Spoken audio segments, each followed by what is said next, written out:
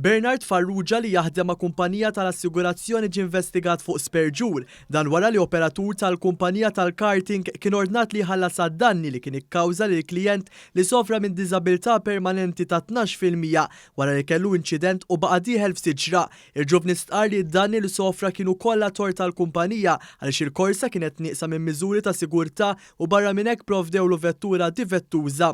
Minkejja dan il-kumpanija ċaħdet dawn l-akkużi fuq bażi li l-ġuvni kienet suq veloċità eċċessiva u bekk tilef il-kontroll. Bernard Farrugia kien mixli b'dikjarazzjonijiet folots wara li allegatament biex jaġevola l-kumpanija tal-Karting mexa fuq dak li qalet il-kumpanija meta l-ebda uffiċjal tagħha mara kif fil-fatt ġara l-inċident.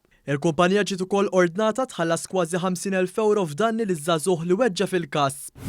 L-avukat Patrick Spiteri ġie meħlus mill-akkużi kontrih fuq misappropriazzjoni tal-fuq minn 51,000 euro fi flus ta' rifużjoni tal-VAT, dan wara li maġistrat Viktor Axa iddeċieda li l-kwistjoni kienet waħda ċivili u mhux kriminali.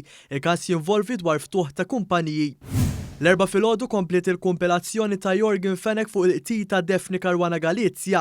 Is-seduta kienet iddominata minn tliet sigħat ta' battibekki legali bejn id-diviża u l-prosekuzzjoni. Id-diviża ta' Fenek stqarret li l-Avukat Ġenerali intenzjonalment fixkel il-każ tal-klijent tagħhom billi bagħat noti lill-Maġistrat wara li d-diviża għamlet applikazzjoni biex jiġu assenjati ġudikant ġdid.